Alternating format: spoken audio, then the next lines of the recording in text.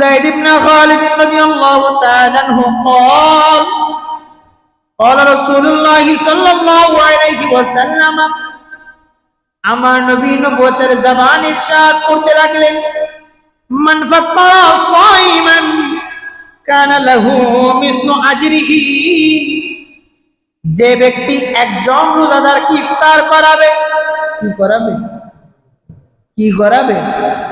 ইফতার করাবে কানা লাহু মিসলু আজরিহি ওই রোজাদার ব্যক্তি রোজা রাখার কারণে যত সওয়াব পেয়েছে এই ব্যক্তি ইফতার করার কারণে ওই ব্যক্তি যত সওয়াব পাবে ইফতার করানো ব্যক্তিও সেই সওয়াব পাবে। শুধু সেটা নয় গায়রা আন্নাহু লা ইয়ানকুসু মিন আজরি সাইমি শাইআ রোজাদার থেকে একটুও কমাবে না। ওই রোজাদার রোজা রেখে যতটুকু সওয়াব পেয়েছে সেই পরিমাণ সওয়াব ওই ইফতার করানো ব্যক্তির আমলনামায় দেওয়া হবে। আওয়াজে বলি না সুবহানাল্লাহ।